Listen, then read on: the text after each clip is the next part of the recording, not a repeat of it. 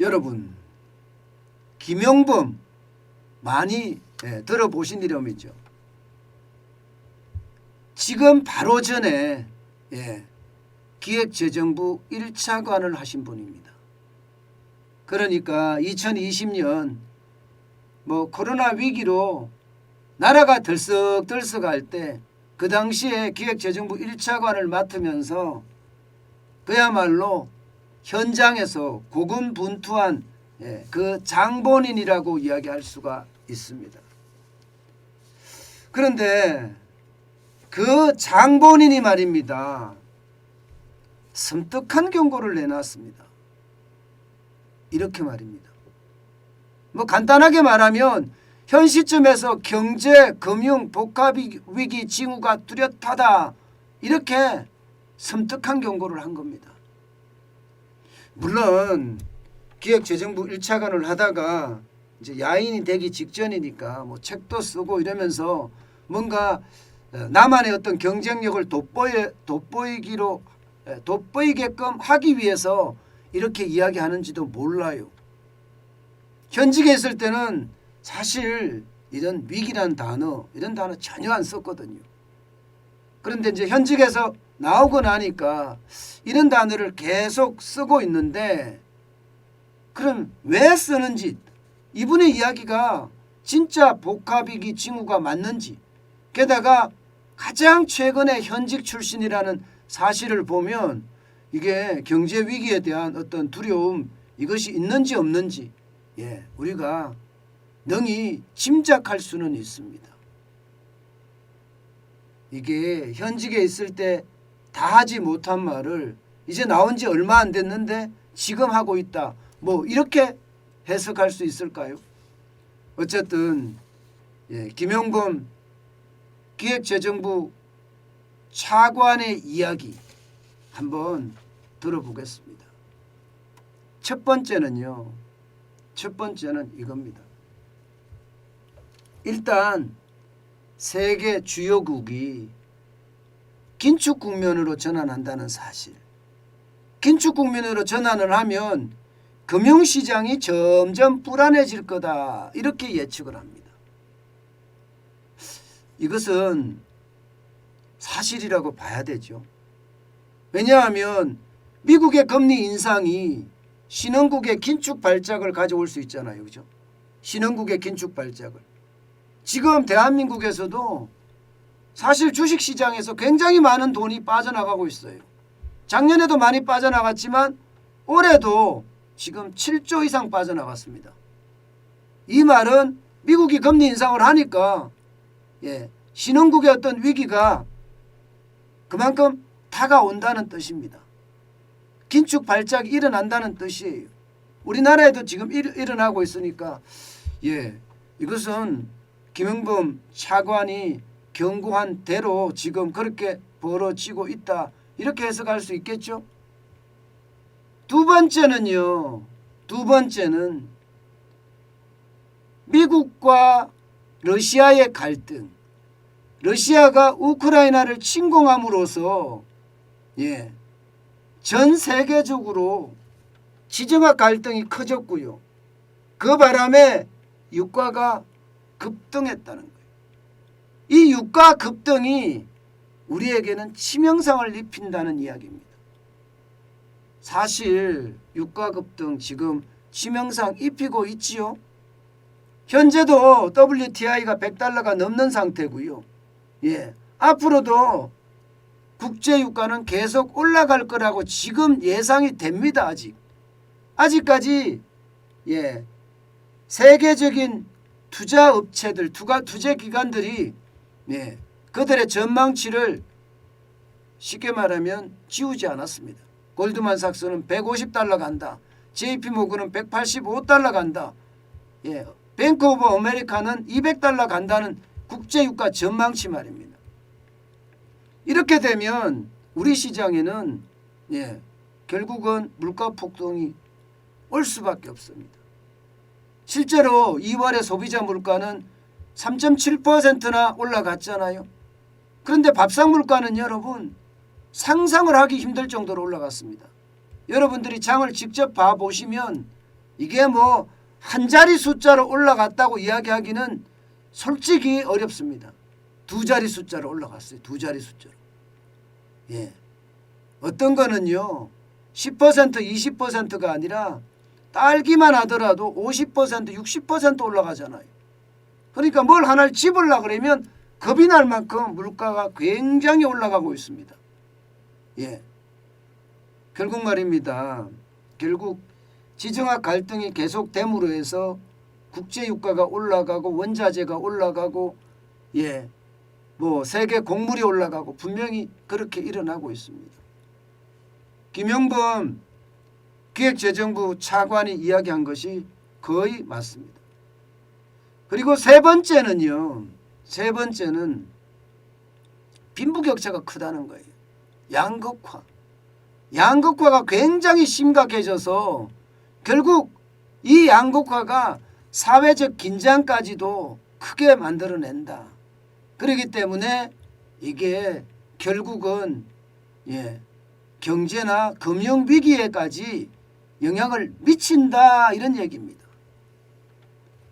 실제로 문재인 정부는 서민 정부라고 이야기했지만 사실 양극화는 더 커졌습니다. 양극화가 최대로 올라갈 때는요. 여러분 보시다시피 이거는 자산 격차 중심으로 봤습니다. 예, 자산 격차가 여러분 엄청납니다.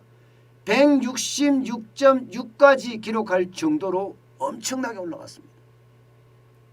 이게 여러분 보시다시피 2017년 이러면 예, 소득 하위 20%는 950만 원 자산을 가지고 있었다면요. 상위 20%는 9억 4,670만 원의 어떤 예, 자산을 가지고 있었습니다. 그래서 99.7%에 해당됐지만 2020년 보세요.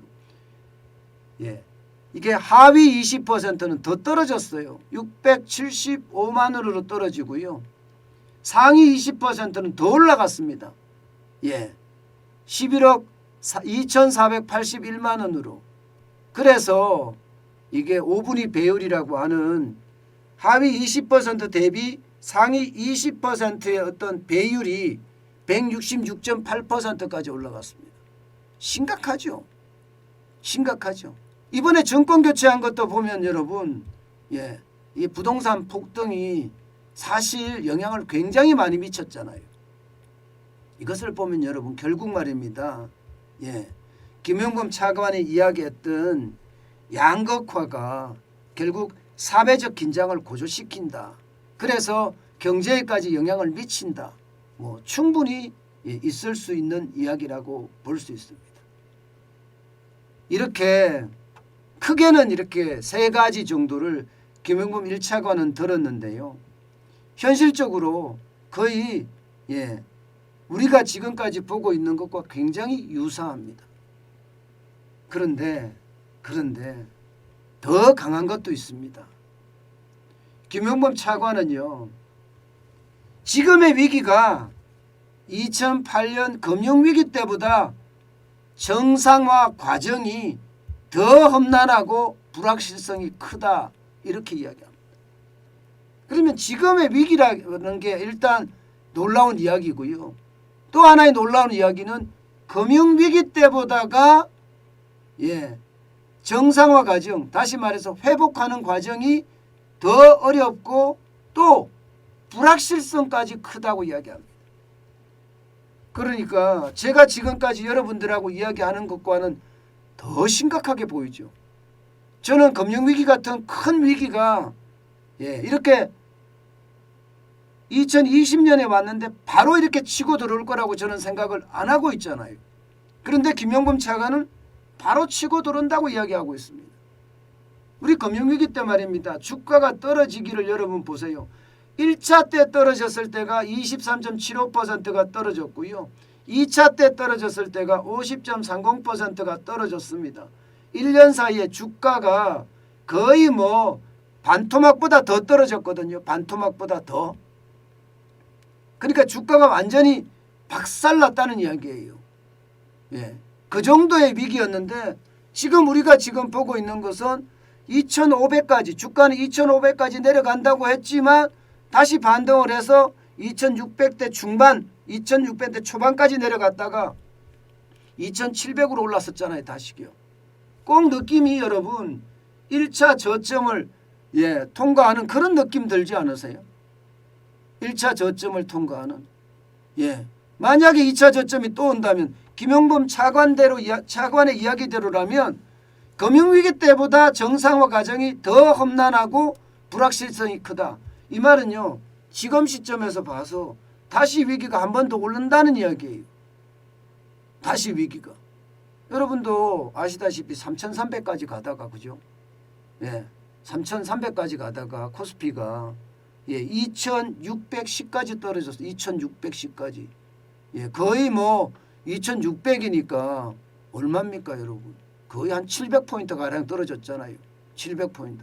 실제로도 보면 고점 대비해서 지금까지 한 18%, 20% 가까이 떨어졌습니다. 고점 대비해서. 그리고 다시 반등하는 모양새. 뭔가 반등하는 모양새로 보이긴 하죠. 그리고 다시 한번 떨어지기 시작하면 이거는 어떻게 생각하면 심각하다 이렇게 해석할 수 있는 부분입니다. 그러면서 금융위기보다 더 심각한 그 이유를 들기를 시중에 풀린 돈이 너무 많다. 시중에 워낙 돈이 많이 풀려서 자산 버블이 심각하고 그 거품이 꺼지는 그 순간에 금융시장의 변동성은 더 커질 거다 이렇게 이해하고 있습니다. 게다가 말입니다. 국제 유가도 우리가 전혀 경험하지 못한 수준으로 폭등할 수도 있다 이렇게 이야기를 하고 있습니다. 이런 이야기를 우리가 들어보건대 김용범 차관이 그동안 못했던 이야기를 저는 쏟아냈다고 생각을 합니다. 쏟아냈다고. 그런 차원이라면 여러분 지금까지 제가 위기라고 한 위기는 아무것도 아니다. 지금 김용범 차관이 이야기하는 위기는 그 어느 때보다 경제금융입니다. 이게 경제위기가 오기 전에 금융위기, 금융위기도 올 수 있다는 그런 복합위기가 동시에 올 수 있다는 경고 우리는 분명히 섬뜩하게 받아들여야 됩니다. 저는 경제를 보면서 말입니다. 제가 웬만하면 저는 긍정적으로 진짜 보려고 노력합니다. 그런데 그런 지표가 없는데 일부러 긍정적으로 계속 이야기할 수는 없거든요. 이게 뭐 공공을 위한 방송이다. 내가 정부를 대변한다. 이러면 긍정적인 요소를 넣어서 좀 희망의 어떤 씨앗을 뿌려줄 필요도 있다. 뭐 이렇게 이야기할 수도 있잖아요. 그런데 유튜브는 개인 방송이잖아요. 그리고 제 의견이 가장 중요한 거잖아요. 그래서 제 생각에는 많은 지표들을 종합해보고 있는 그대로 더하지도 덜하지도 않고요. 있는 그대로 여러분들에게 말씀을 드리고 있습니다.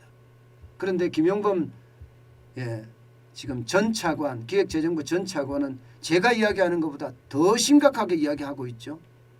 우리는 이렇게 심각하고 섬뜩한 경고를 그냥 단순하게 받아 넘겨서는 안 됩니다.